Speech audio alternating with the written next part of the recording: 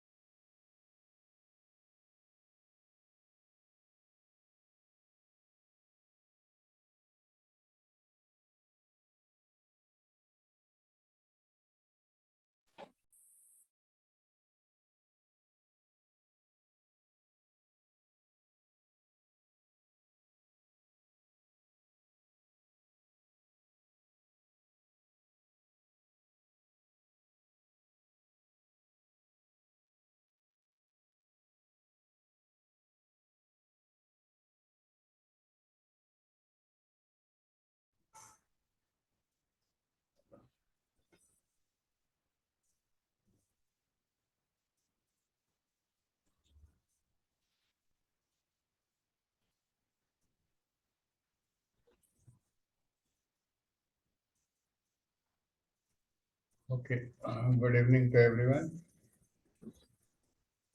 Today we'll see about the separately excited brushless alternator.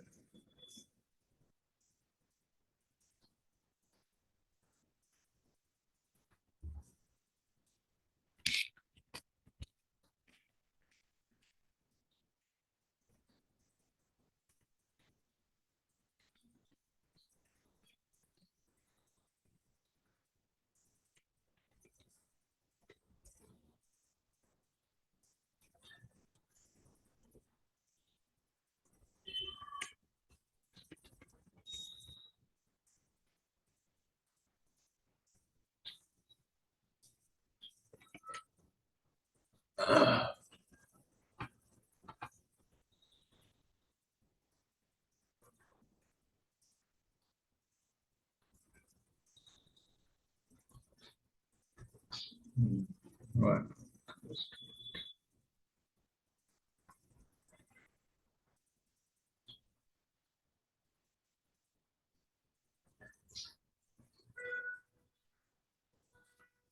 Okay. If you see the separately excited brushless alternator, there is hardly any difference is there in this, except it is having its own excitation. Its own excitation. So it is not depend upon the terminal output voltage. Okay, so it is having its own excitation, that is the name, separately excited brushless alternator. And this is how we can say this one. So it is having its own excitation. So how it is having its own excitation? So if you see 1 minute.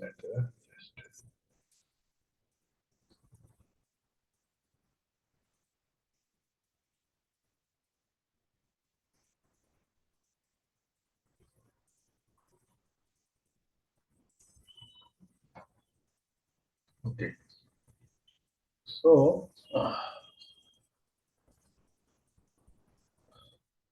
these are the rotating elements that already we have seen. This is a rotating elements we have here. This is the rotating elements.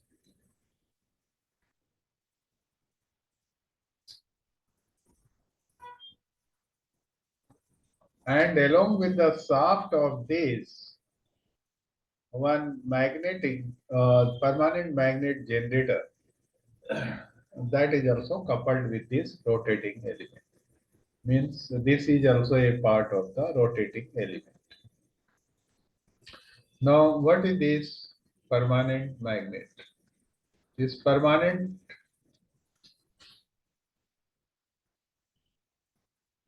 magnet rotor, is a rotor, and it is permanent magnet is a rotor and is being rotated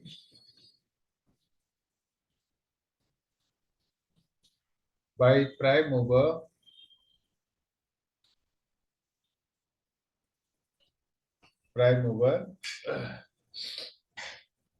in a strong,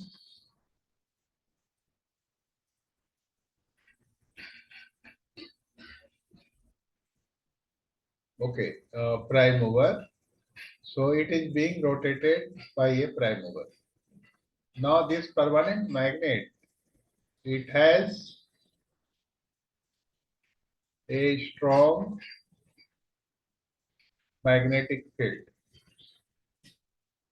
It is having a strong magnetic field. So this is going to generate. Now here the stator is here. You can see with the stator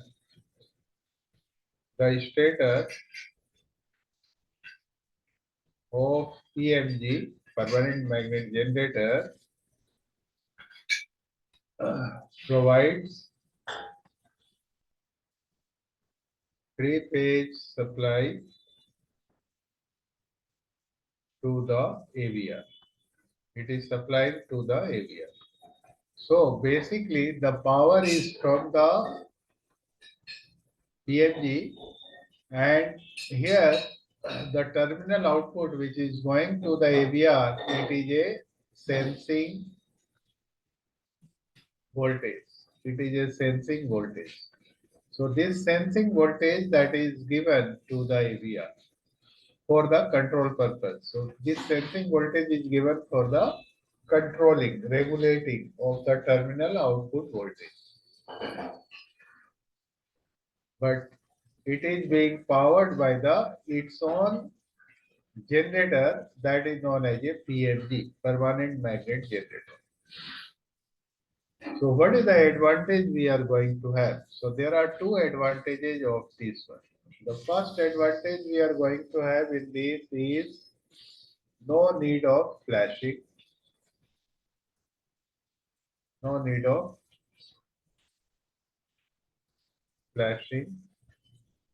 Okay, because here it is not depend upon the residual magnetism. Why? Because it does not depend on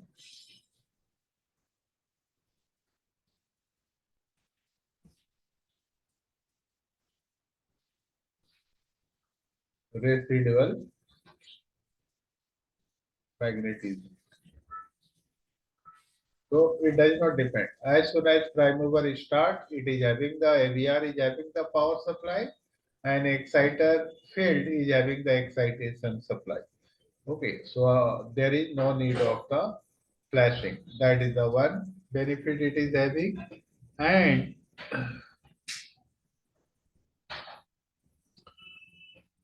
AVR is isolated. AVR is isolated from supply disturbance. Supply disturbances. So supply disturbances, interference. Okay. So basically it is isolated from the supply disturbances. Why? Because it is having its own excitation. So that is the how it is being isolated from the supply disturbances.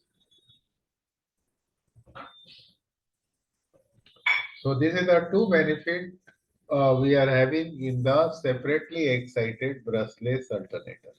Rest working of this one is similar, okay, of the self-excited brushless alternator. So there is no change in that. So it is safe. Now let's see about the AVR. What is the AVR?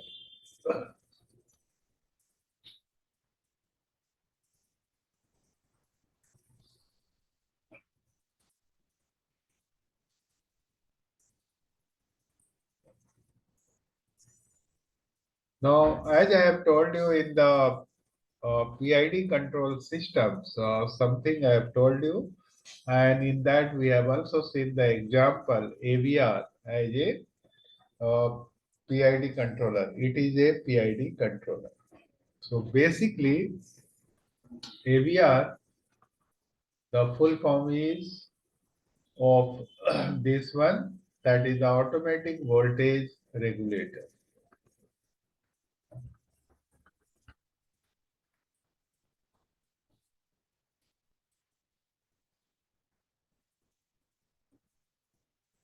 Or this is also known as a voltage controller.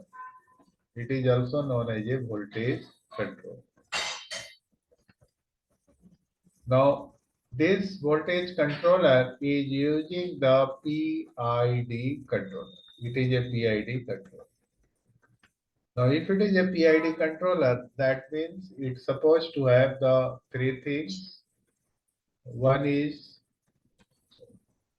okay, we will talk about that one. So, how it is doing basically. So, the basic function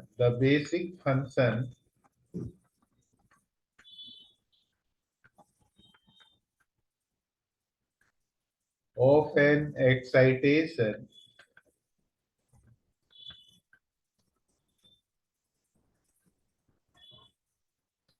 system is to provide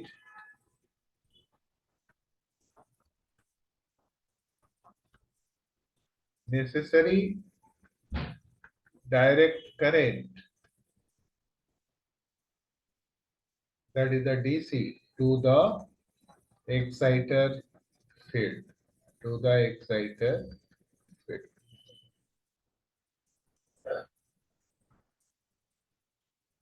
To the exciter field to maintain a constant output, a constant terminal output voltage.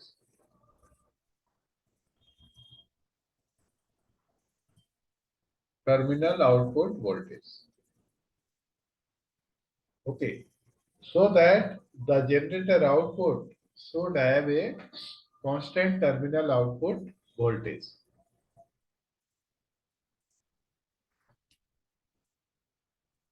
So how it is able to do this one? How it is able to control? So any PID control, we know that it is doing the four function. One is known as a sense, second is compare, third is respond, and fourth is affect. Now sense. We are going to have a voltage sensor which is going to sense the terminal output voltage. So we need to have a voltage sensor. So this voltage sensor is going to sense and terminal output voltage of the generator and give as a present value. This PV that will be given. Comparator. So comparator that is going to compare the deviation between the set value and the PV. So there is a set voltage and it is being compared with present value so that it is going to give the deviation. Now it is going to have the deviation. So deviation is equal to S V, that is the set value minus PV. So the output is going to be either it is going to be 0 or it is going to be positive side deviation or negative deviation. Okay. This will be the three outcome of the comparator.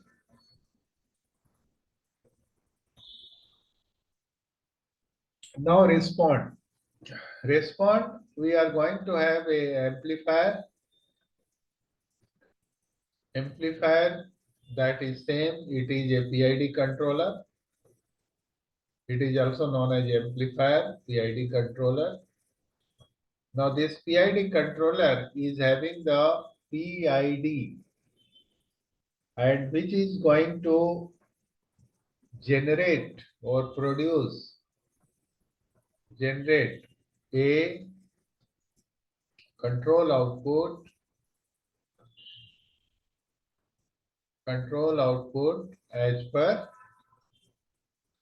deviation, as per deviation. Means if the deviation is 0, it is going to give the same control output whatever it is giving. So there will be no change in the control output. But if it is going to the negative, it is going to increase or decrease the control output. Similarly, if it is the positive, it will decrease the control output, and if it is the negative, it will increase the control output. It will be opposite of this one. So this is how this amplifier is going to work. Okay. Now effect. So this control output is given to the final control element. So control output is fed to thyristor. There is a thyristor in this one, thyristor. Okay. So this thyristor is basically final control element. It is a final control element. It is a final control element. Now this thyristor, what it is going to do? It is going to change as per the control output or as per the firing angle. So this amplifier is also having the thyristor control circuit. So as per firing angle,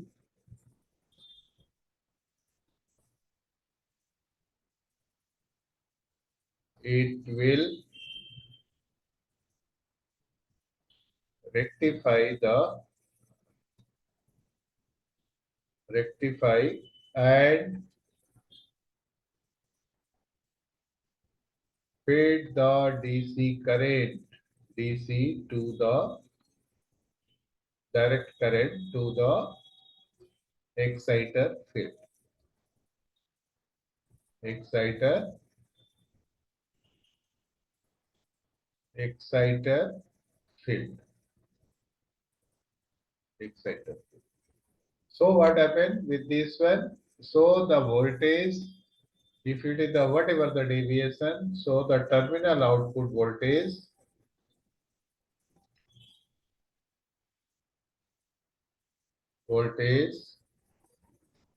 will remain at set value. Will remain at the set value. Okay. Let's see about this diagram of the AVR block diagram. And again, I am quoting from the same DT Hall. So you must also have the DT Hall. It is a good book. Many things are given in that one very nicely. So now you can see here, this is the AVR block diagram. We are going to have the AC supply that is coming from the rotary generator like PMG, you can say. Here you can say AC supply from rotary, that is your like PMG type it is there, or there is a static excitation. Okay, so a static exciter is there, from that it will be coming. Okay. Now this AC supply which is coming, that is being rectified by the thyristor. So here the thyristor, it is receiving the alpha. Alpha is what? This is a firing angle. It is the firing angle. So firing angle that is being changed. So the DC output, that will be the average value of the DC, that is going to change. Okay, so the current, if it is changing, the field that is going to change, ultimately terminal output voltage will remain constant. So you can see there is a voltage sensing. So this voltage sensor is there. It is given to the comparator. There is a state voltage, and this is going to be the PV. It is being compared. This part, this is being used in the generator panel, generally in the front panel of the generator, front panel of generator in MSB or ESB. Okay, so this is there in that one. So this streamer is placed there, so you can adjust from there also. So finally, after the comparison, it is going to give the error signal or deviation, error signal, and that is coming to the amplifier and SCR trigger control. So here we are going to have the amplifier is nothing but PID controller, and second one is the ACR trigger control. So PID controller output that goes to the ACR trigger control, and which is going to give the output as a firing angle to the thyristor. So firing angle is going to change. So firing angle as it is changing, so DC output is going to change. I hope everybody know about the thyristor. When I have taken the class of the thyristor, I have told about this, how the thyristor works. Okay, please go through that. Just briefly, I'm going to explain here little bit. Some of the new students are there, so just I will tell them. Okay, otherwise you can see there is will be recorded lecture. Try to go through that. Okay.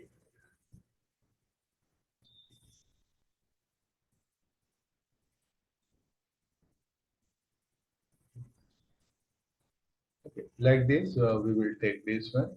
If thyristor is used as a rectifier, here it is on only one thyristor. So just I will also tell about only one thyristor. So thyristor, if you change the firing angle, now suppose the firing angle is here, it is given. That is the trigger that we say trigger here. So this is the only firing angle, that is the trigger that is going to come. So suppose the trigger is coming at this point. That means we are going to have the output here. Here we are going to have the output that will be the out sorry, the output of this AC is going to be this one. Then ACR is going to switch off here. Again, the trigger when it is going to come, this is going to be the output. So this is the output it is going to. So the average voltage of this one, like this, so the average voltage is going to be here. So this will be the voltage that is going to be applied. Okay, so this is the voltage that will be applied to the exciter. Okay. So it is changing. Not only the voltage, even the current that is also changing. If this is the I am going to take I, that is the Im sine omega t. So this is the your average DC current. Okay, so this is the average DC average, direct current average. So this is what it is giving. This is the value. Now suppose if the firing angle is changed. Now suppose the firing angle it is changed to this point here. Okay, it is changed here like this. That means the output that is going to be the output that is going to be here. Okay, so we are going to have the output that will be again, it is going to increase. Okay, so it is going to be somewhat like this. Okay, somewhat like this.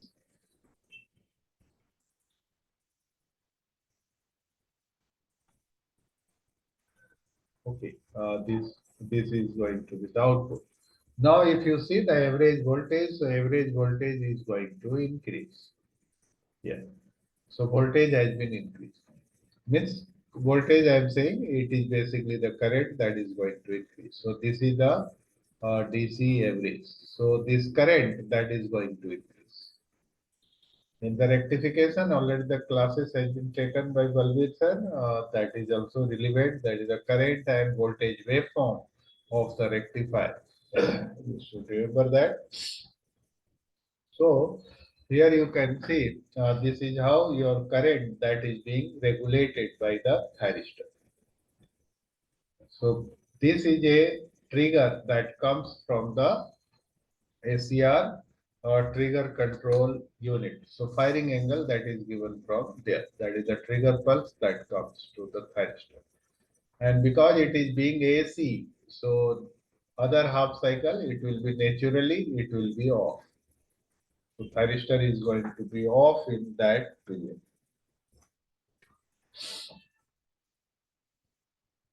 Any doubt in this AVR block diagram? Anything you want to ask me? Okay. Now let's see about circuit diagram. Okay, so there are the circuit diagram of this one. So basically, there are two types of AVR is there. One is known as thyristor based AVR excitation system, or this is also known as a static excitation system. So we are going to see this one, that is the thyristor based static excitation control. Thyristor based static excitation control. That is the one. And second one,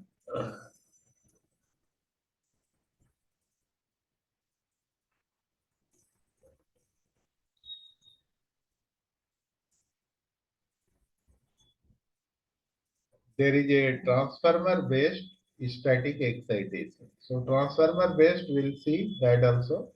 So that is the one. So we have two types, and on-board chips both are being used, but nowadays this transformer based is used mostly. So there is a transformer based static excitation control. Okay, so we will see this both. First, let's see about the thyristor based, then we'll see the transformer based static excitation. Now, if you see the thyristor base, this might have been taken by De Silva sir also. Just I want to repeat it. Okay, if any doubt is there, then it will be clear. This one. Okay, so this circuit diagram is also given by De Silva sir. Now here you can see this transformer is a PT, that is the potential transformer we use. So this is a step down transformer. This is a voltage sensor. So this PT is nothing but is a voltage sensor. Now this voltage sensor gives output to the rectifier. Rectifier is going to rectify this output and it is going to give to the comparator. So this capacitor is going to charge on the rectified output, and here this is the big comparator, this circuit is a comparator. It is going to compare the set value and the output. That is the voltage sensor output. So this is going to provide the PV. Okay, so this is the PV and there is a set value here, and accordingly the error is going to be generated. That error signal input that is given to the amplifier and a CR trigger control.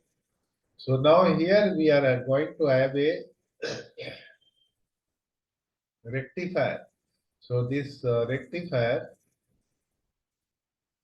is using the thyristor. These rectifiers are using thyristor plus diode, both for the rectification. So thyristor and diode. Now here, if you see this one in the comparator, we are having the Wheatstone bridge. This is known as a Wheatstone bridge. Wheatstone bridge itself used for a comparison. Okay, if you know about the Wheatstone bridge of the resistor type, then you might be knowing about this one. So Wheatstone bridge itself is used for a comparison type. Now in this one, we have taken two resistor and two resistor is out. Instead of that, there is a Zener diode. So there is a two Zener diodes are there in this two and two resistor. The resistor value and Zener diode values are same. Okay, both Zener diode, the value of both Zener diode is same. The value of resistor is both same. So how it is going to work? So we will just see about the comparator, how it is working. Okay, so let's see how the system is going to work.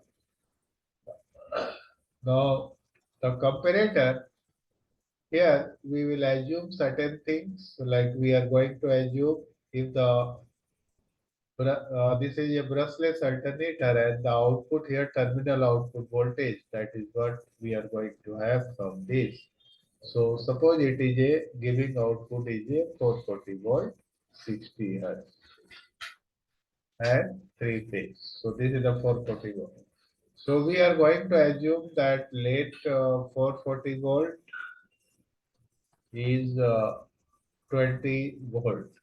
So here after the step down, if it is coming after the rectification and this capacitor which is going to charge here, so this is going to provide a 20 volt DC, 20 volt DC, 20 volt DC.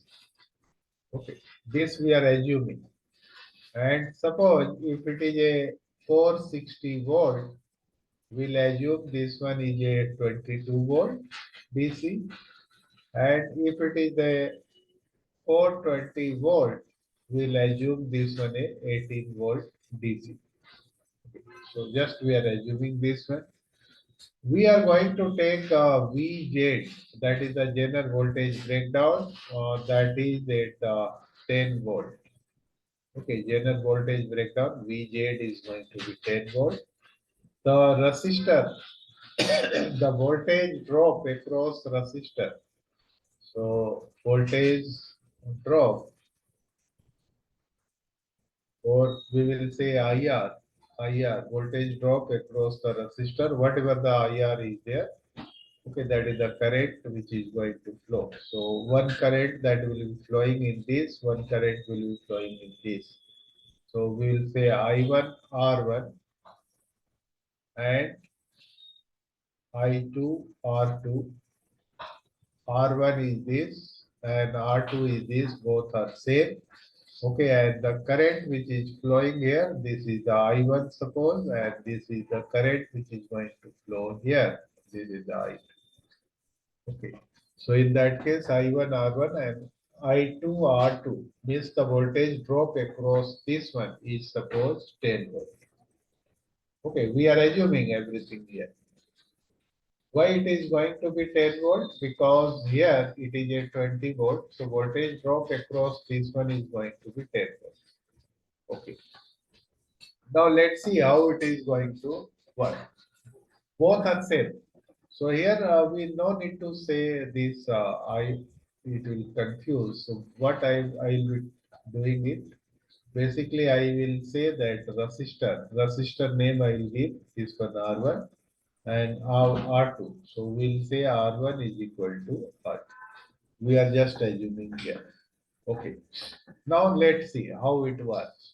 The working is, suppose it is going to be a 20 volt. That means here we are going to have a 20 volt across this genre and this genre also. Now, this 20 volt, because if it is having a 20 volt here and VZ is 10 volt, that means voltage across this VZ is going to be 10 volt. The remaining voltage that will be dropped by this. So if you see the R2, the voltage drop across the R2, this is also going to be 10 volt. Okay, this is going to be 10 volt. This we are seeing when we are having here at this output. That means first condition we are talking about this. This is the first condition. So in this case, the voltage across the Jenner diode, the we'll say Jenner, this is the Jenner diode, uh, J1, Z1, and this is the Z2 support. Okay, so voltage drop across the Z1 is also 10 volt, and R1, R2 that is having the 10 volt voltage drop across that. So what happened at this M and N? Here it is going to have the across M and N point, the voltage is equal to 0. Okay, it is going to be 0. So that means there is no deviation.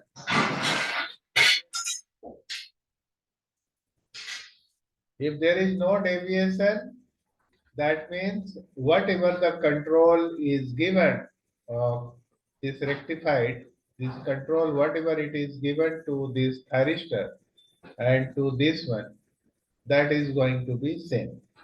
So we can say like 50% firing angle is given and that is continue to be given to this one. Okay, just for example, I am saying, okay, so it is given in that way. That means the exciter field winding is about nearly 100 volt DC that will be given.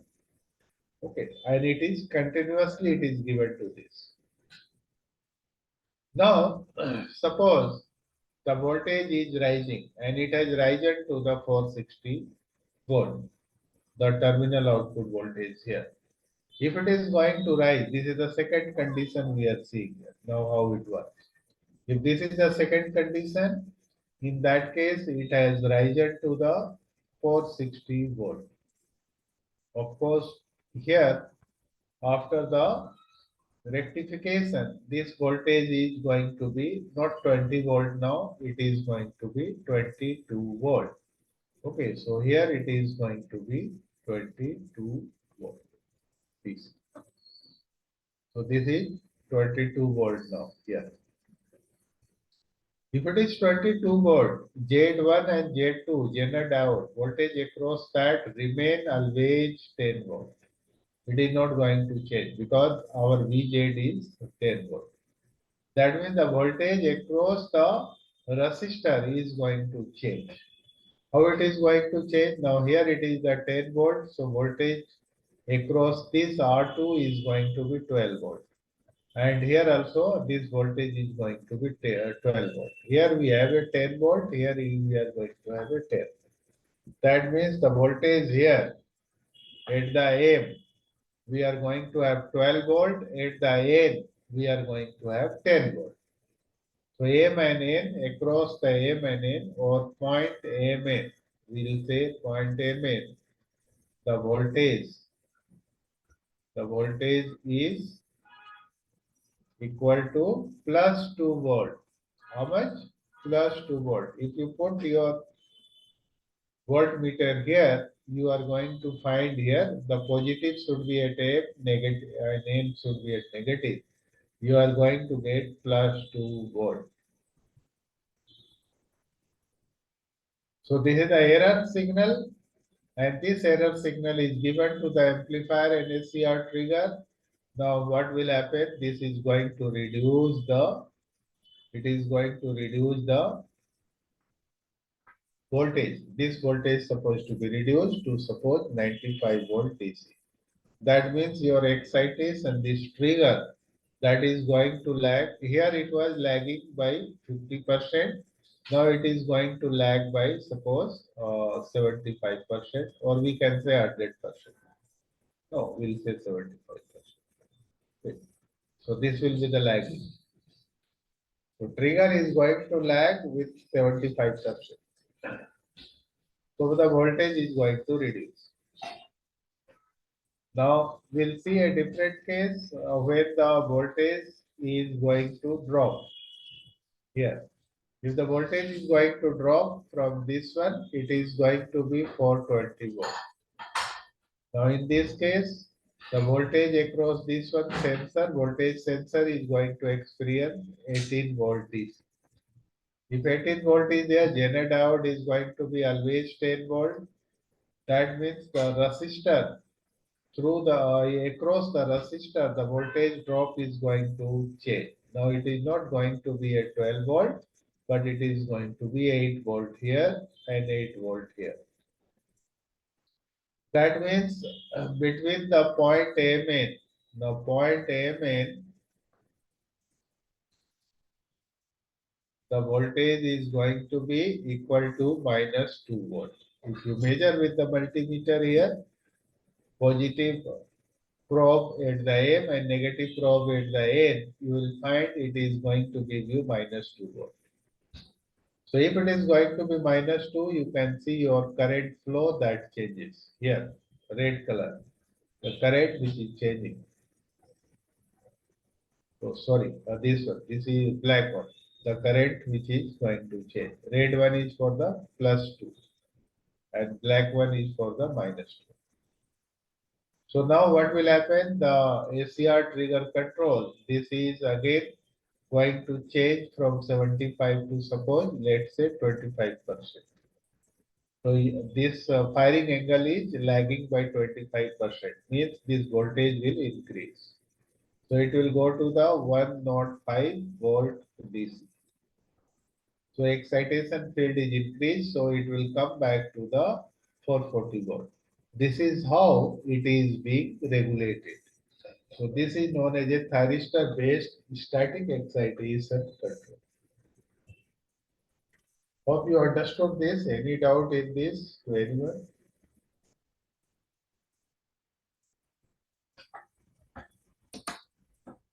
Okay.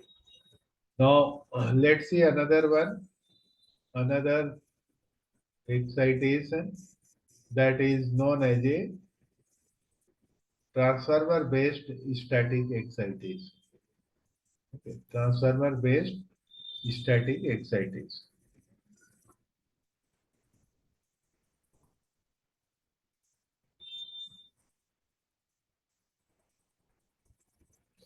This is a transformer based static excitation that is being used on board ship, and it is having the benefit over other type of excitation.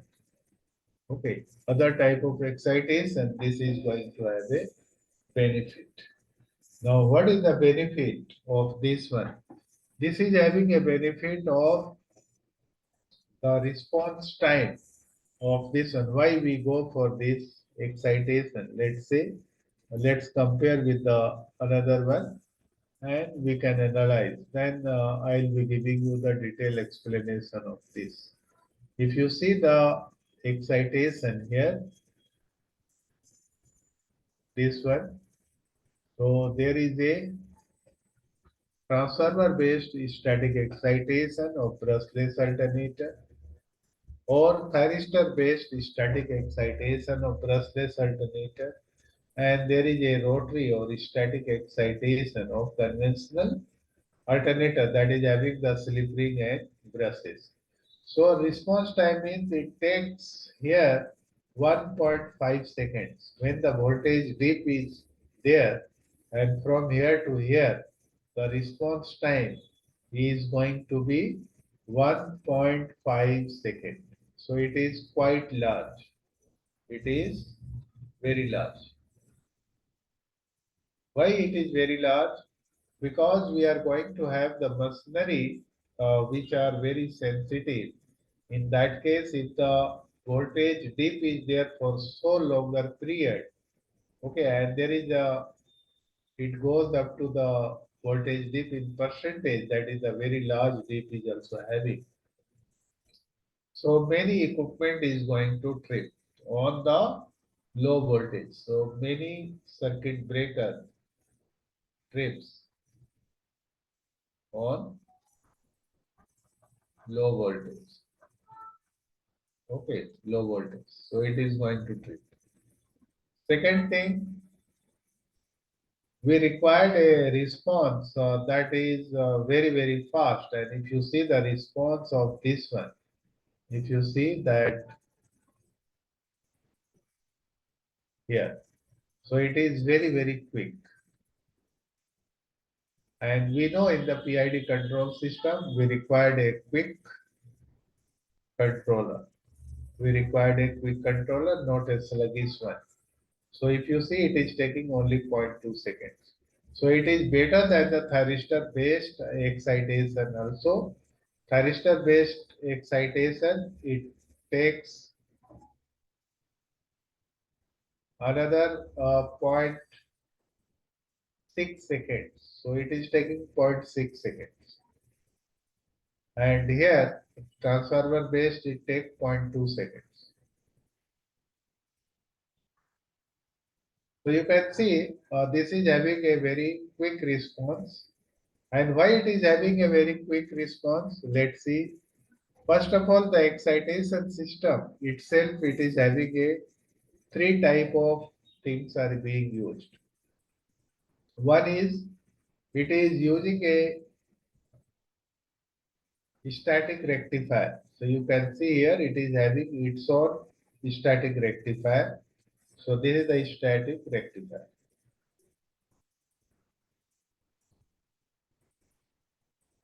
This static rectifier, when the load is not there,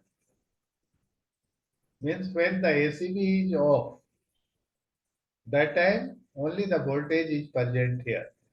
Okay. So this voltage is being rectified. Here the PT is there. This PT is the step down transformer. Step down transformer.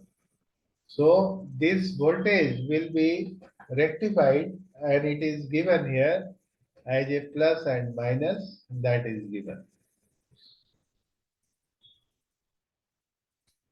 So directly the voltage, whatever the output is here, terminal output voltage of this brushless alternator, that is being rectified and it is given here.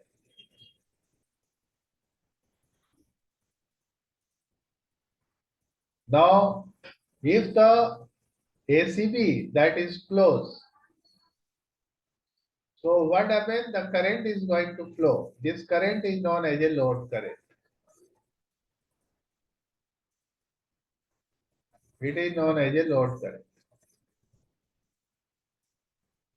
So when the ACB was not closed, load current was not there.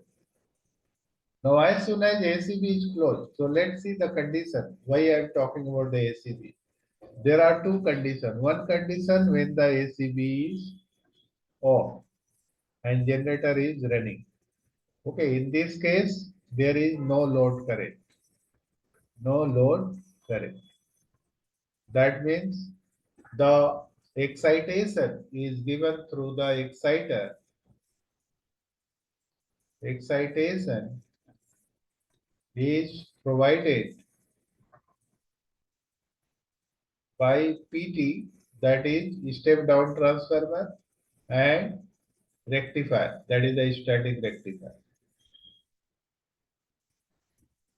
So directly this is feeding the excitation. Now when this is the condition 1, and when the ACB is on, now when the ACB is on, now what happens?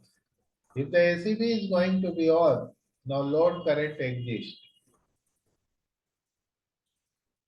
Load current is present. Not only the load current is present, the voltage also dips. Voltage dips. So as soon as we are going to put a load, voltage is going to dip. Now, what happens in this case? So load current, so the current, there is a CT for that one. CT is being used here, which is going to sense how much the load current is there. That will come to the secondary. It is in the series with the secondary, and that current is being rectified and it is given here. So the field is going to increase, and the terminal output voltage will come back to the same set voltage. Okay, that is the voltage what it is required. So load current now regulating. So load current is rectified and fed to the exciter field. Exciter field. Okay, so exciter field it is feeding them. So what happens? Whatever the voltage dip has happened, so whatever the voltage dip has happened, it will come back. So voltage dip will recover. Voltage dip will recover.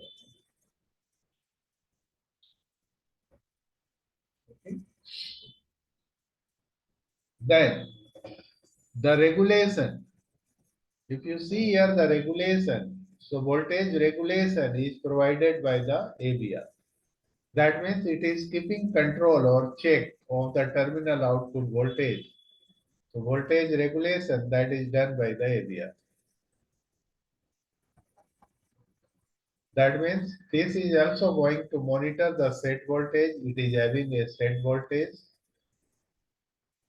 So that terminal output voltage always is going to remain at this set voltage. Then this thyristor, which is going to control the DC output. If you see here, it is put in such a way, in this one, that the output of the PT is being controlled by this thyristor. Okay, so it is controlling that one. So the voltage is always regulated for this static rectifier by this thyristor. So it will always remain at the set voltage. So basically this thyristor is regulating the transformer output. It is regulating the transformer output here. Okay. Then if there is a sudden change in the load, suppose load is suddenly load is put, sudden change in load, like load is put, heavy load is put, or load is removed. Load is removed. Then what happens? So there is a two component. This is known as a static compensator. You might have heard about this one. Static compensator. Okay, static compensator. So static compensator, they are going to be work in the resonance. Basically, there is a reactor. It is nothing but inductor, and here we are going to have the capacitor.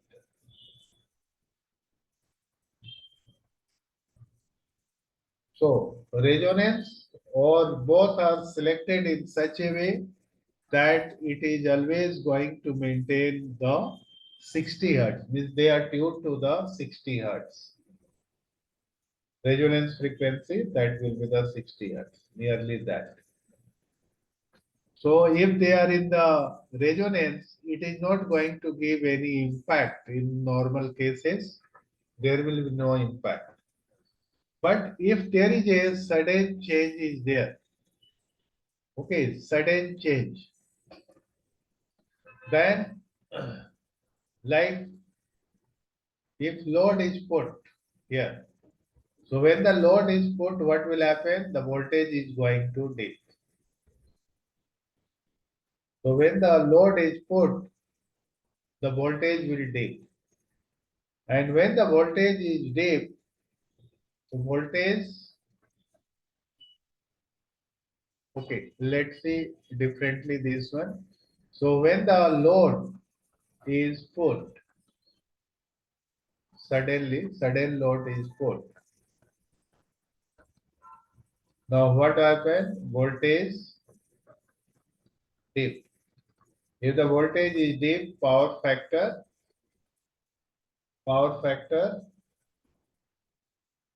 that is the cos phi, the phi angle is going to increase, means there will be more lagging, current will be more lagging. So the power factor, we can say, decreases. Decreases means the angle I am talking about. This angle increases phi. This increases. So if the phi is going to increase, power factor will decrease. Now if the power factor is going to decrease, that means the reactive power, here the role of reactive power is there, reactive power is required. So reactive power is being injected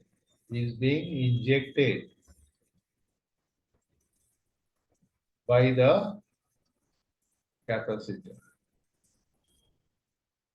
So if the capacitor is going to increase the reactive power, that means the power factor which was decreased, it will improve. It will improve. The set value, whatever it is the set value, it will come back to the set value.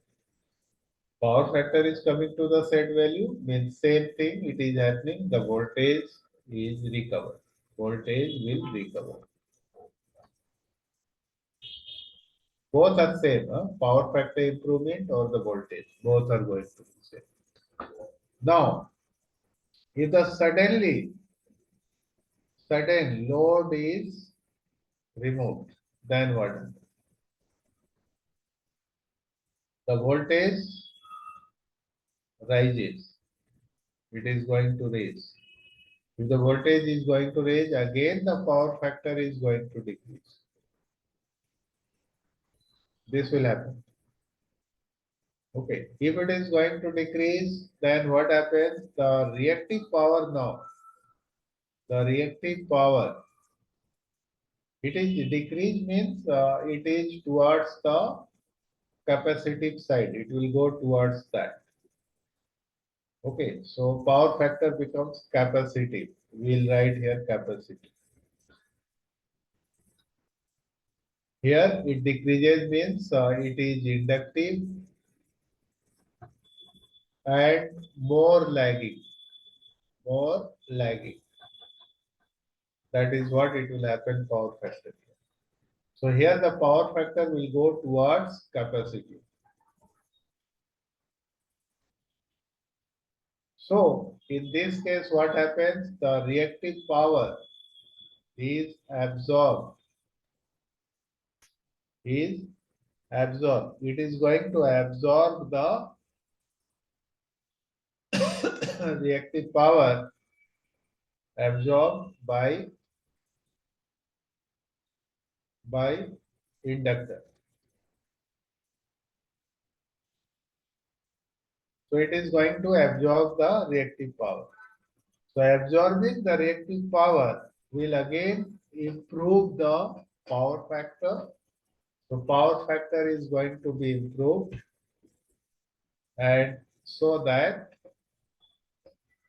the voltage will recover. Voltage will come back to set value.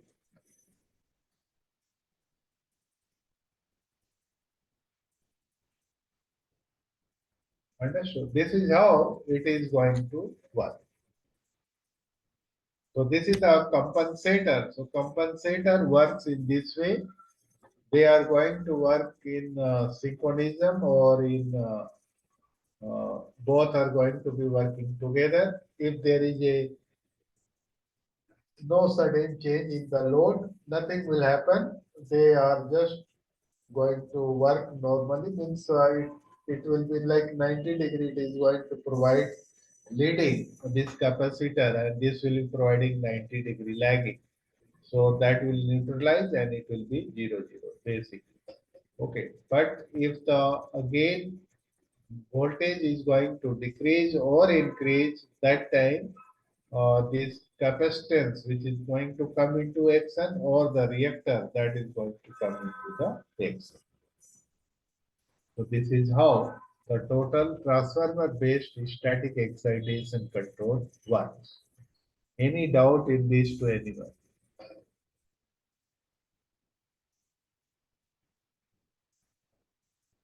Okay, we will have a break of sir 5. Sir कौन decide करता है कि वो reactor active होगा या capacitor active होगा, वो कैसे डिसाइड होता है sir?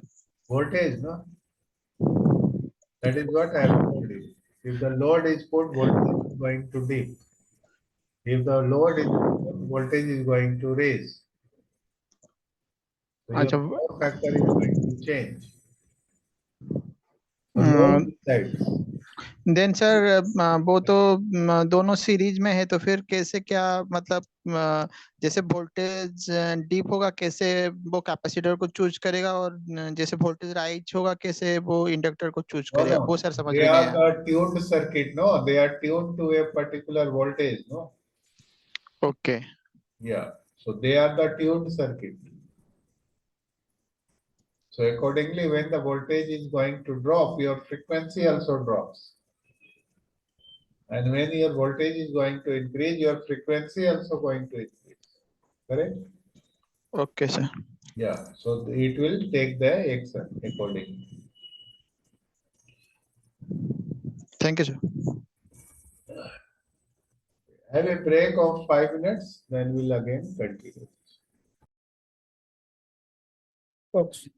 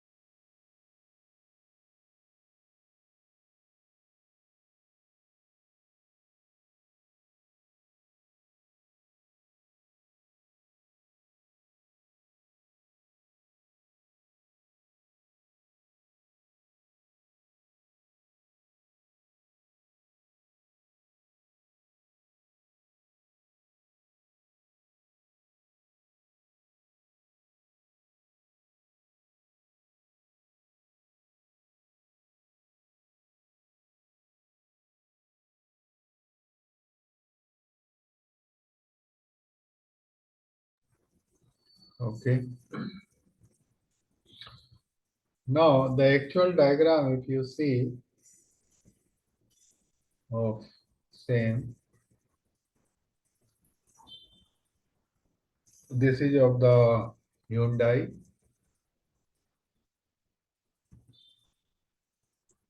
Hyundai alternator. So this is the diagram. This is the actual diagram.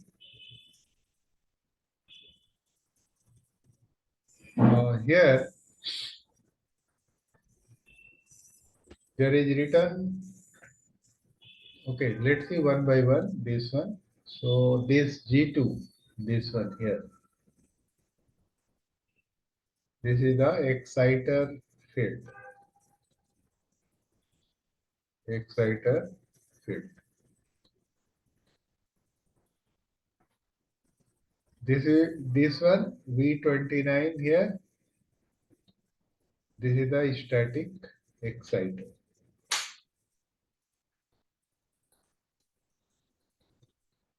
Static exciters. This is your rotating elements. Rotating elements of brushless alternator.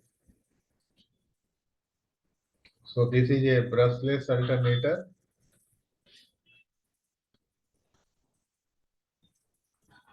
And it is a self-excited brushless alternator.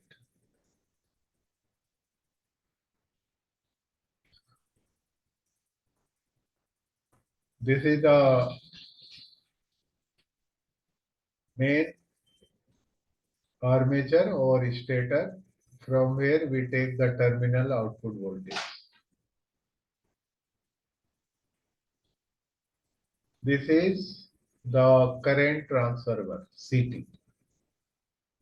Okay. So CT transformer, and this is here you can see directly connect. This will be connected to this here. So this is the CT. So CT is going to be connected here. So this is the CT. Then here this is the reactor.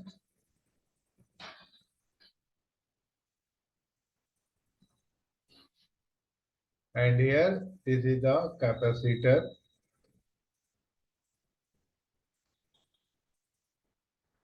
These two are going to act like a PT. So this is the PTs. This is the primary and here it is secondary.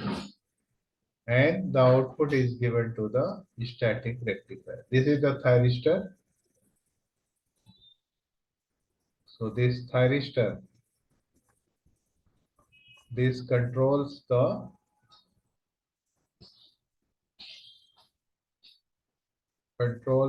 transformer output.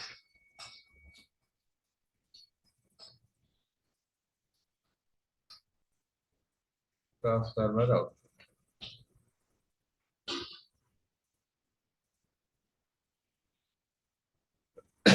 There is a T4 here. This T4 is some other things is here. It is not related anything with the excitation. So this T4 is also known as a for droop compensation. What is droop? We'll see this one.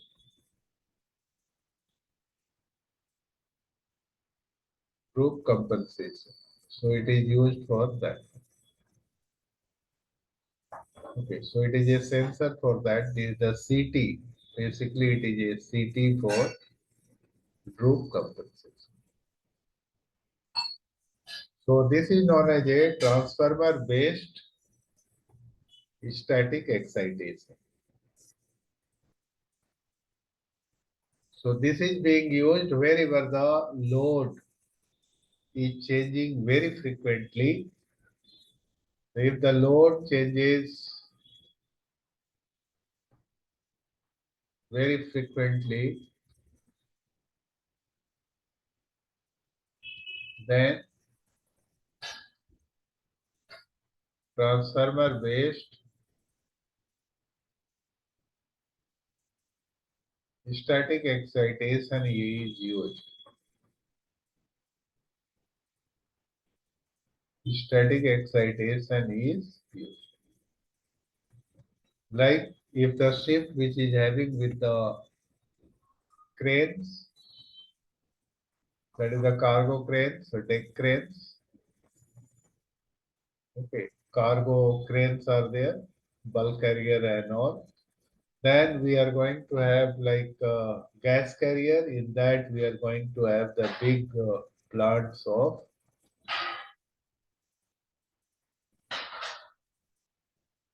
refrigerate.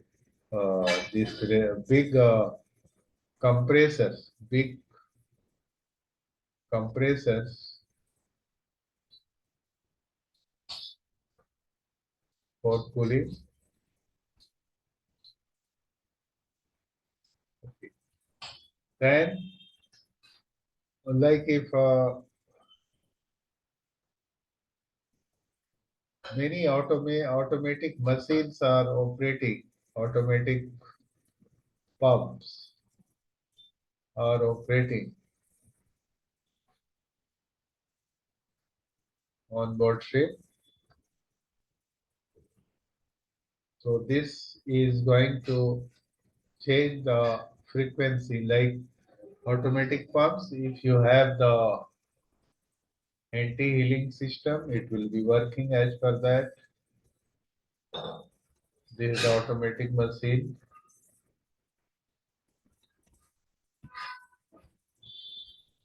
Okay, then cooling water pump is there. This is continuing to run, but it is also having on off some systems. They have the on off also. But like if your refrigeration plant is there, a AC plant is there, main air compressor is there, back. So likewise, there are the many machineries are there that is going to be on and off, on and off. They are working. Okay. So in this case, the load is always a vary. And if the cargo cranes, big compressors for cooling in the LNGs, automatic machines, then container ships, if it is having container ships are there, that is having the reefer containers. If it is loading the reefer containers, okay, then you can think how many reefer containers they are going to be on off, on off, on off continuously. So this load change is very frequently, then we required this transformer based static excitation. Okay, so this is very necessary wherever we have this. Now let's see about the next we will see, and that we are going to see about the maintenance. Okay, let's see about the maintenance because there is a many questions that is asked in this one. Maintenance. Now, if we are going to carry out a maintenance, for doing any maintenance, we need to have first preparation before maintenance. That is very important. You need to prepare this one. So first thing that is the permits. Already I have told you yesterday also about this one. Permits are important. That is one is risk assessment. This is also known as a safe job analysis, SJA. Risk assessment once you are going to do, after that only you are allowed to work. If the value of the risk assessment comes into the green zone, green zone. Because your risk assessment is going to change as per the situation. Situation means suppose you are in a sailing and there is a swell of the sea. You can't do any maintenance due to the swelling because rolling pitching is high. So likewise, as per the situation, your risk assessment also going to change. So if it is not in the green zone, you generally defer the maintenance work. Don't do this. So that is how risk assessment, if you doing it very correctly, you will come, basically it is for the safety or mitigation of the risk. This is known as a mitigation of risk. How much you are going to minimize the risk. Okay. Second permit in this one, that is the electrical isolation permit. So this is again it is required because nobody should able to switch on remotely.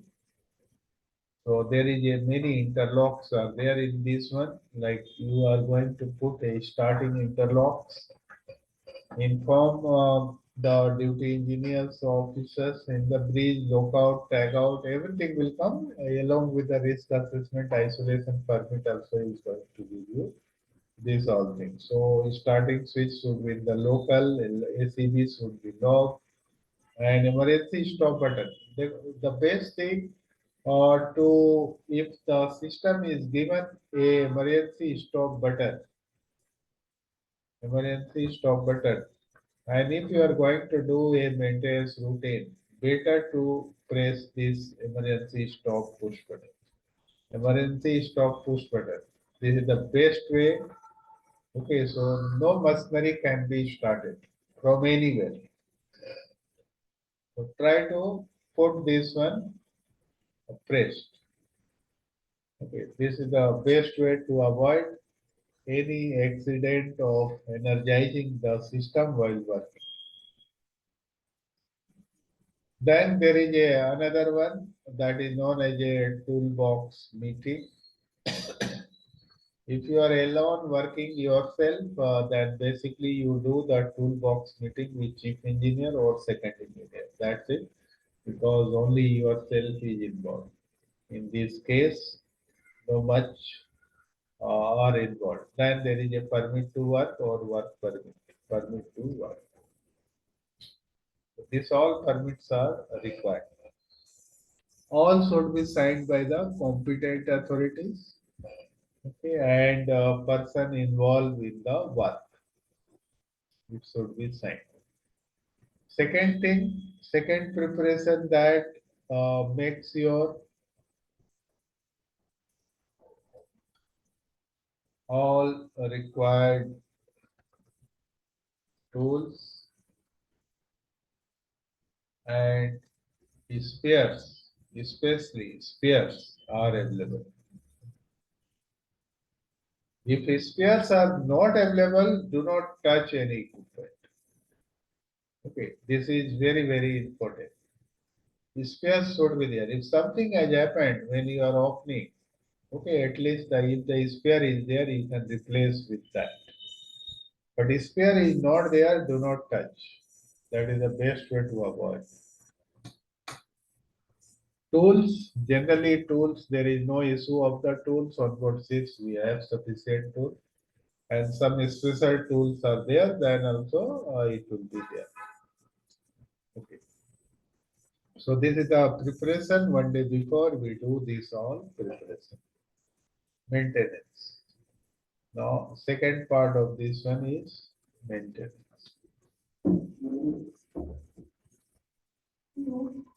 Maintenance. First of all, we try to check the condition of windings. Now, what could be the possibility? If you are going to check the condition of the winding, if you find a black spot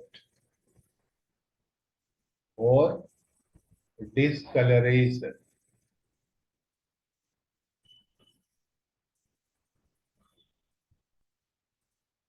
or broken pieces. Okay, dust or broken pieces.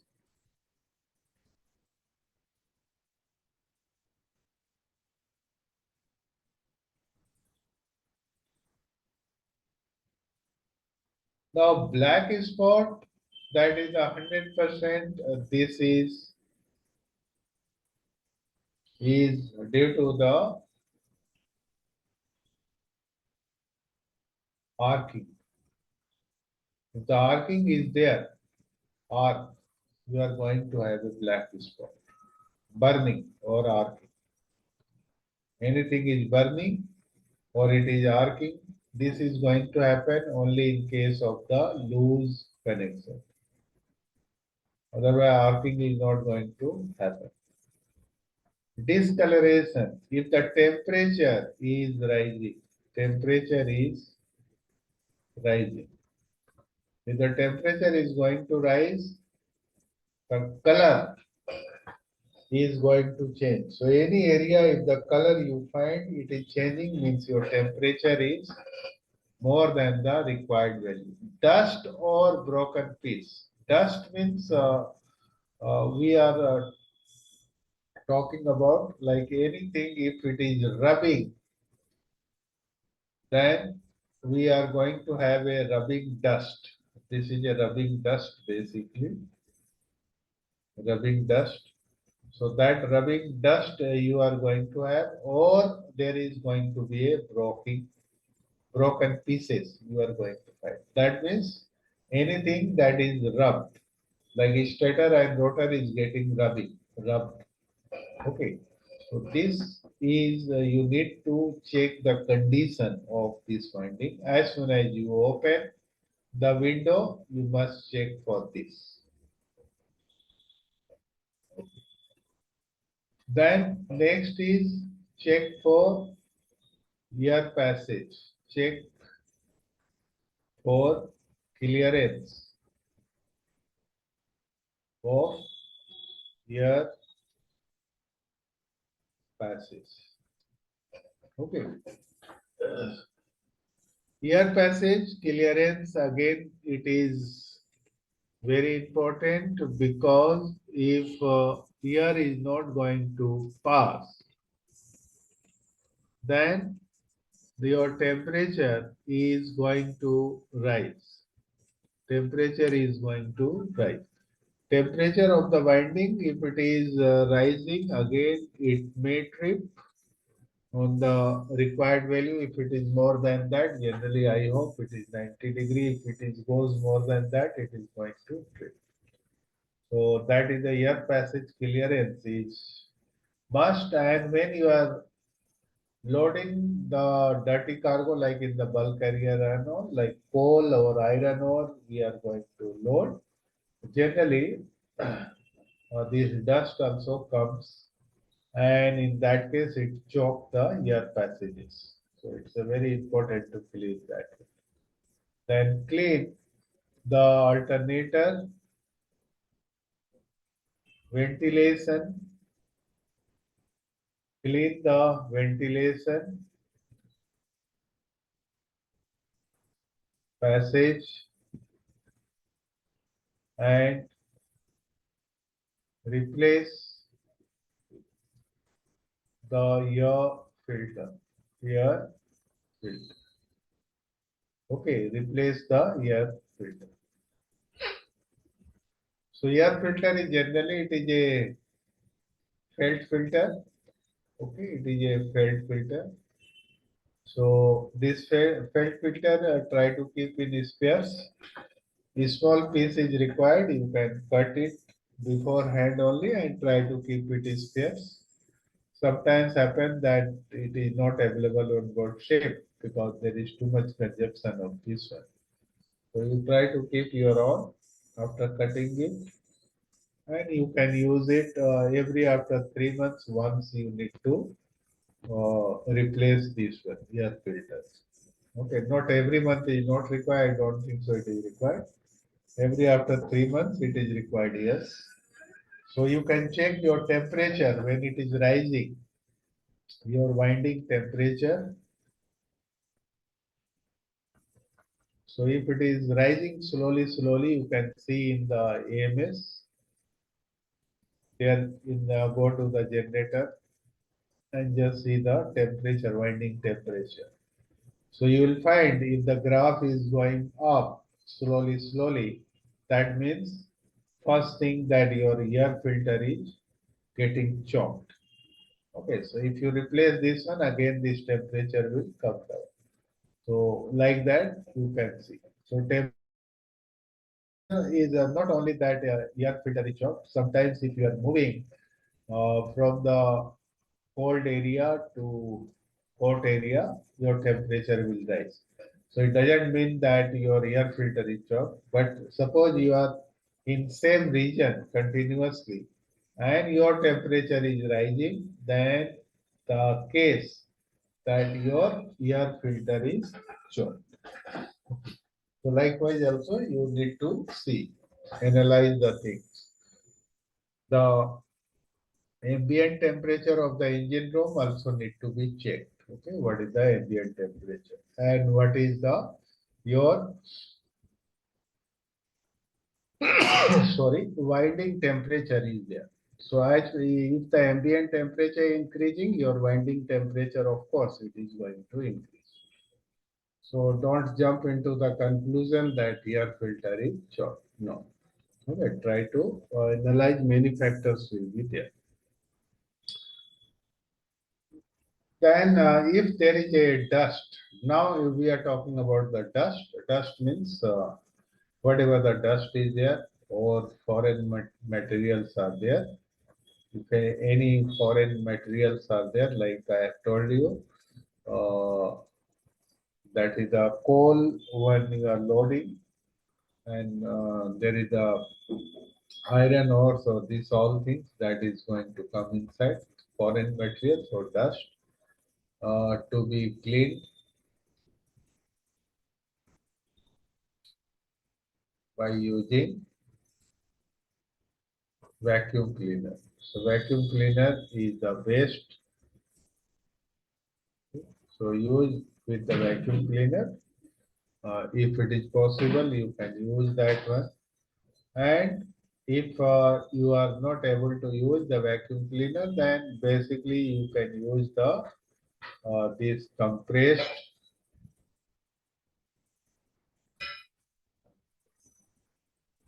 blow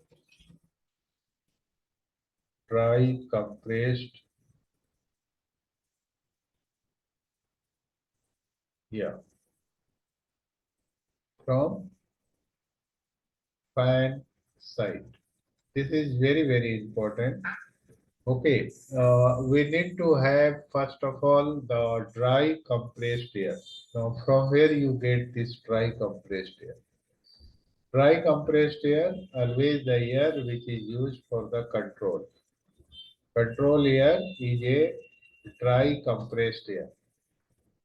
Okay, so this control, that is the control air that comes from the, it comes or it is coming from the dryer. So there is a dryer, air dryer, and from the air dryer this control air comes. So this you can blow it from the fan side. This remember fan side, why it is from fan side?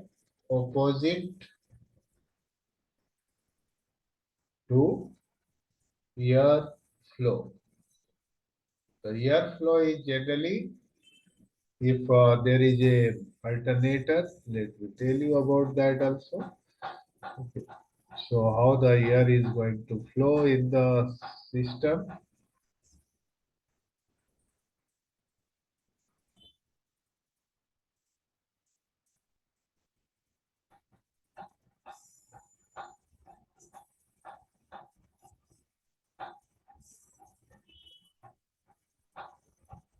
There is a self-excited brushless alternator. I'll just put it here. If you see, this is a self-excited brushless alternator.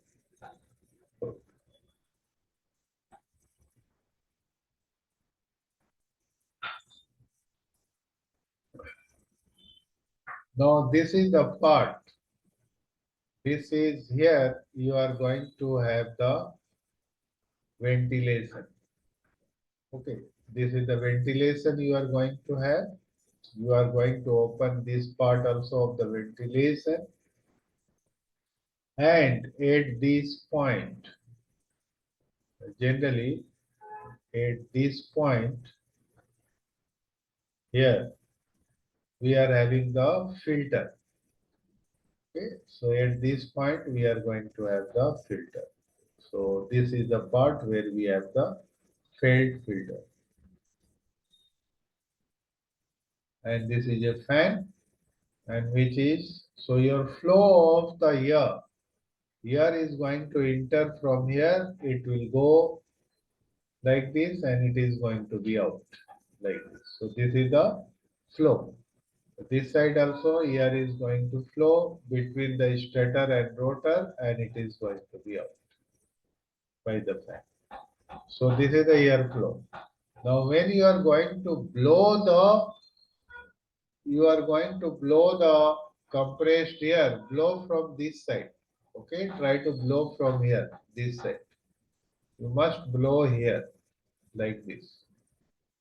So all the dust is coming out from this side. Of course, you need to remove this window and felt filter and blow the air from opposite side. It is very, very important. Okay, blow the dry air from fan side. From fan side. That is why it is written. This is the fan, and from fan side you need to blow the air. Okay. Now, next one after this, we need to check for the oil tracing also. If the oil is leaking or something like that, we must check that also. But yes, check for the oil tracing. Now, oil trace, if the any oil is coming, check for any oil traces.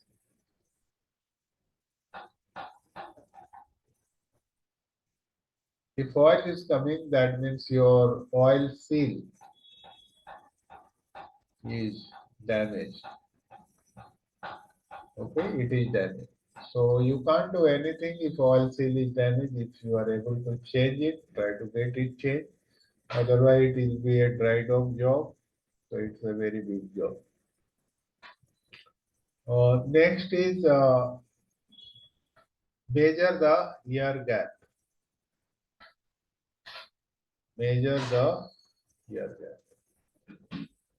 This is again important because it determines the bearing condition.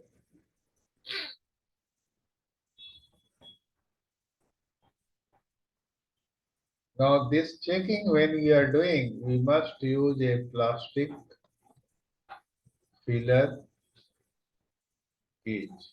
Plastic filler gauge. Okay, we are going to do. The reading should be 1 to 3 mm in all the four positions. All the four positions means, suppose this is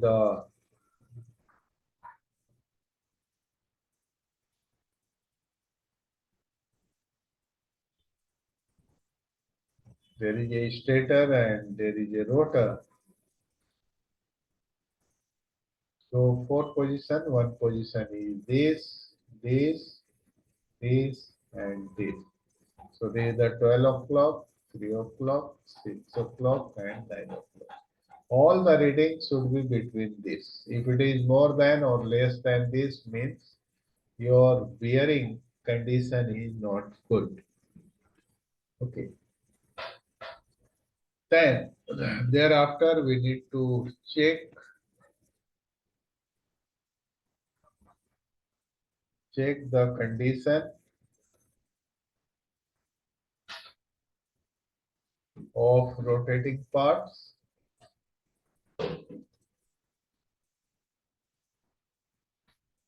Rotating parts like diodes,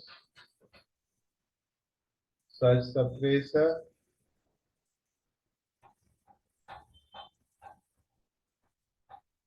and connections. It is a very important. We need to check this also the condition. Now we need to carry out the IR measurement. So carry out IR measurement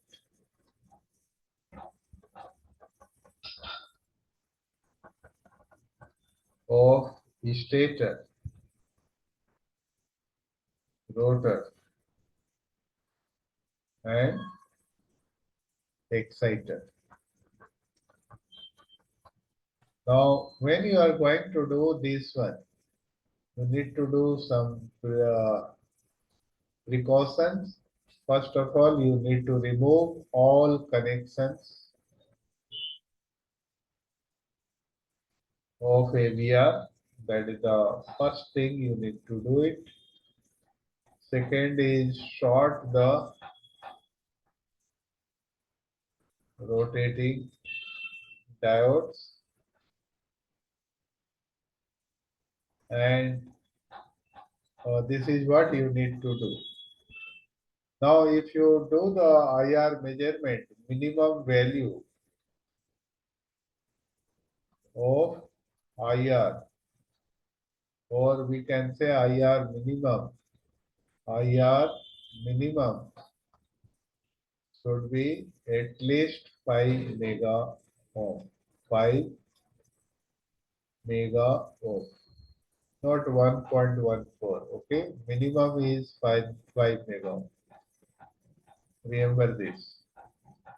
Minimum should be 5 mega ohm.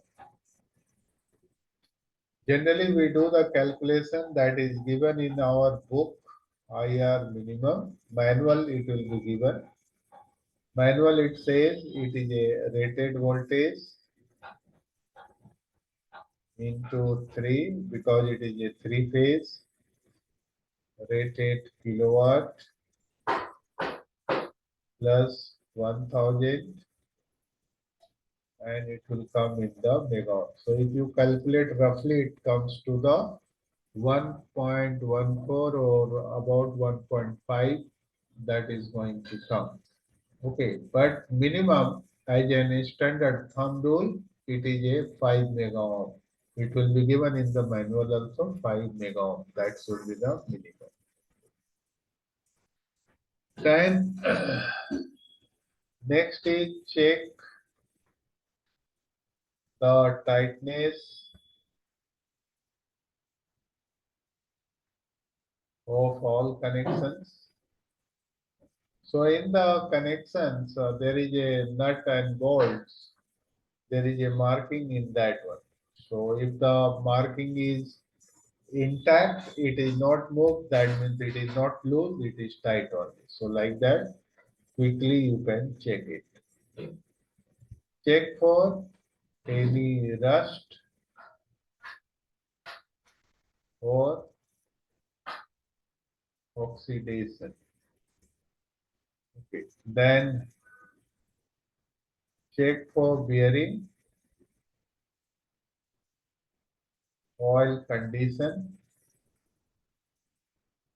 and you can inform if this supposed to be replaced. Generally, third engineer or fourth engineer does this one. You can tell them to replace this one. Then check for space heater working, and check for foundation bolt. Foundation bolt tightness. Again, there will be marking in this also. And if it is tight, then it is going to be okay. Now after maintenance,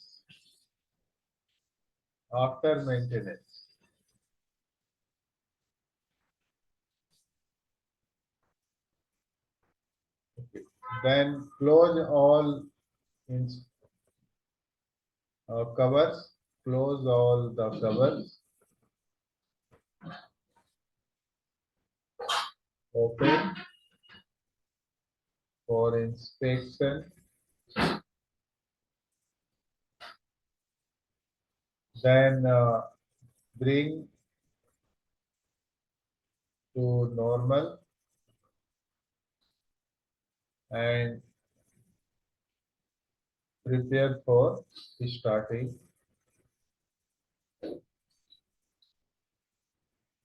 So everything you need to bring it to normal. Then start the equipment, start the alternator and monitor all parameters.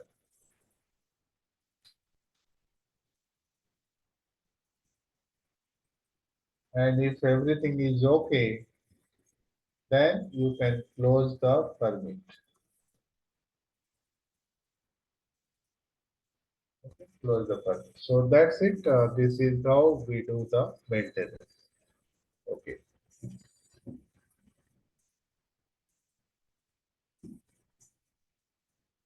There is something that is known as a droop. A little bit I will tell you about this one because this question is also coming. What is droop? So let's see about this one. What is the droop? Droop is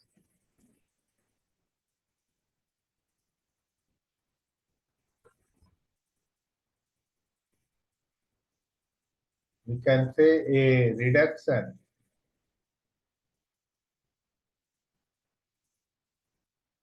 in voltage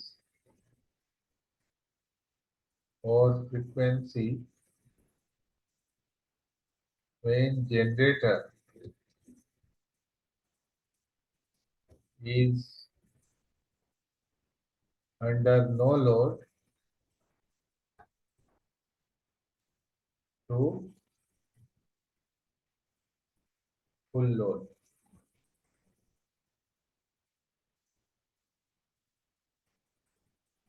Or we can say when generator is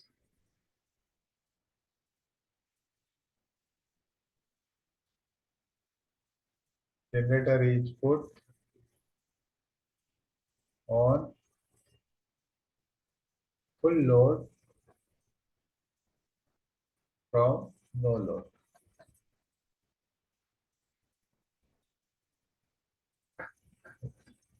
So is known as droop. So this is known as a droop. Droop means reduction.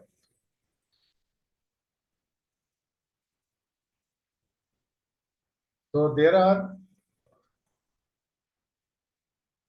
two droop in generator.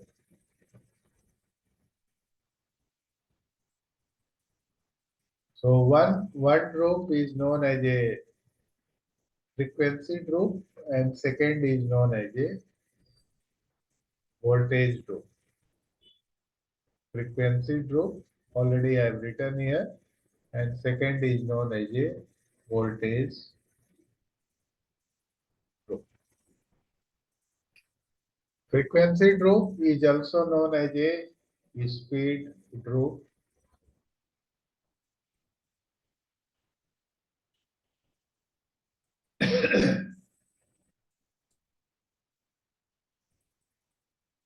Okay.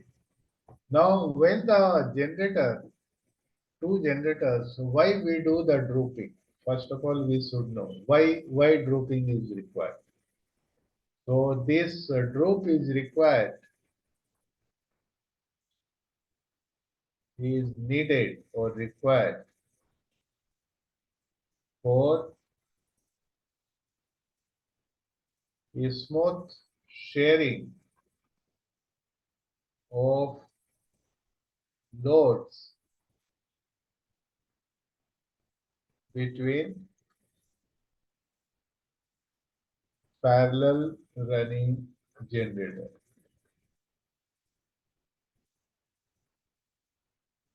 Parallel running generator. Now, which type of load we have? Again, we have two loads. Two type of loads are there, and one load is known as a kilowatt load, and second load is known as a kVAR load. So we have a two loads in the generator. So kilowatt load, this is being shared among alternate governors, and this kVAR load that is shared among AVRs.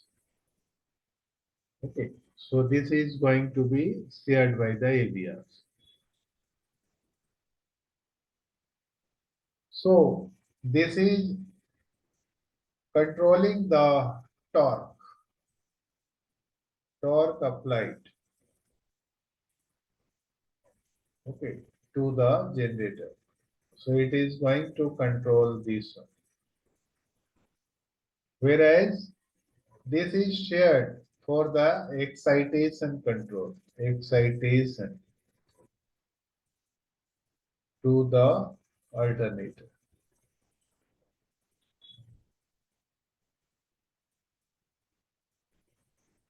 So this torque applied to the generator or excitation to the alternator, this is what we are doing. And this is known as a governor droop or speed droop. And this is known as a voltage droop. So these are the two types of droop. That's why we are having two droops in a generator. One is known as a speed droop. So speed droop always located in the governor, whereas the voltage droop, this will be located in the AVR. AVR. So this speed droop is also known as a governor droop. Sometimes we say governor droop because the droop location is in governor, and this KVR voltage droop is also known as a AVR droop, or this AVR is having the reactive droop compensation. Reactive droop compensation, and this is what the current transformer you have seen in the excitation, transformer based excitation system. So this is the reactive droop compensation.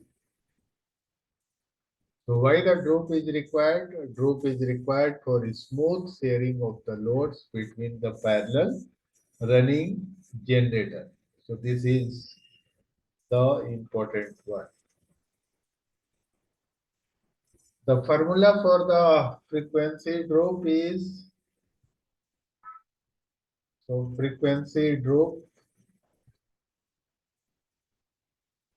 percent is equal to frequency of no load to frequency of full load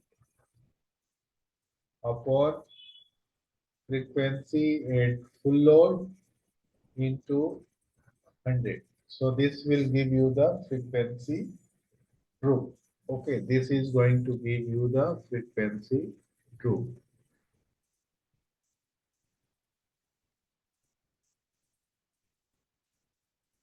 Okay, then next is the voltage droop. So let's see the voltage droop. So voltage droop,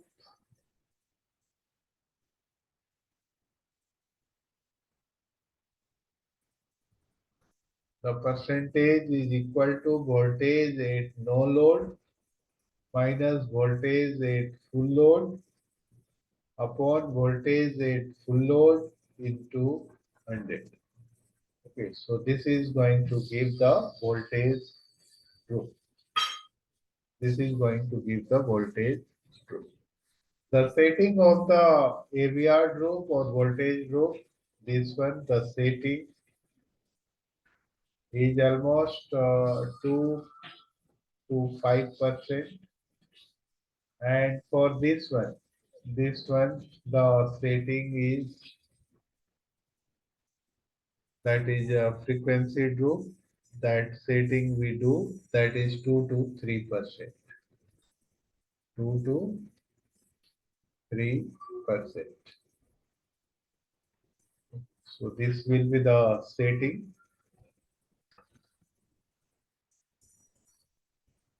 Now the frequency drop, if drop setting in both the governor is same, it will share the equal load. Okay, so that is the one thing you should know. When drop setting in both governors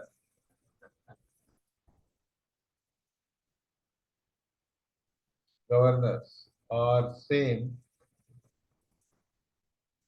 it will share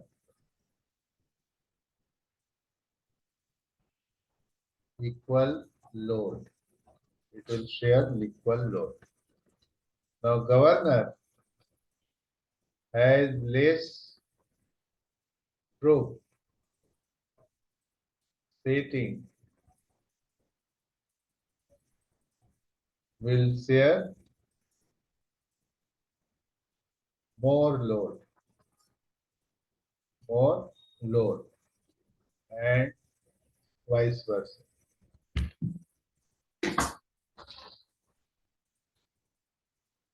Then governor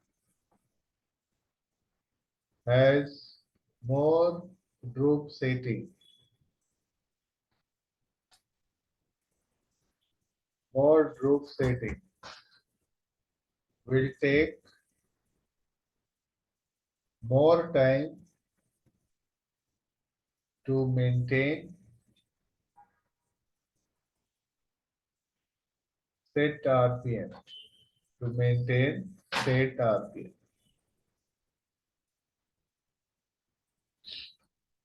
And it will become slow and will respond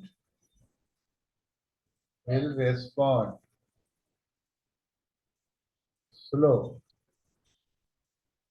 So it will take less load. It will take less load. Okay, so this is about the frequency drop. Now let's see about the voltage drop. Voltage drop,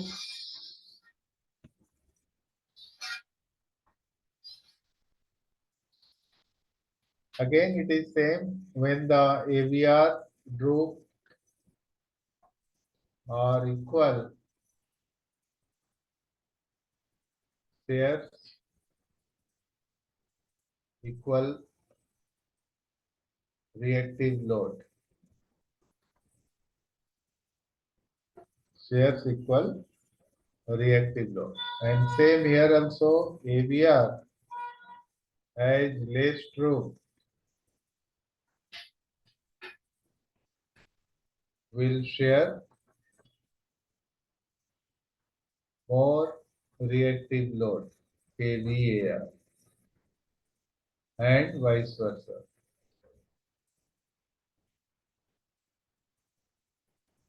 And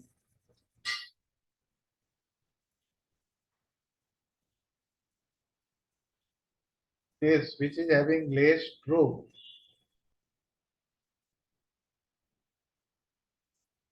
it is going to have, it will have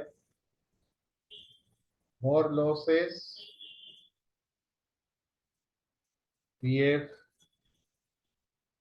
will drop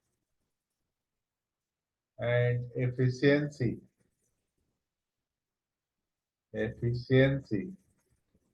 will decrease. So this is the consequences we are going to have with the less troop. Less troop, if it is there, these all things will happen.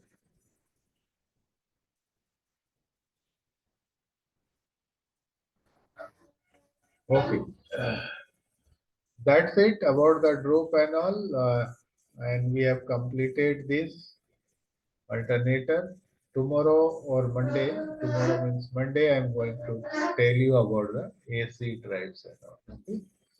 So try to join that also important. Thank you. Thank you very much. Good night to everyone. Thank you.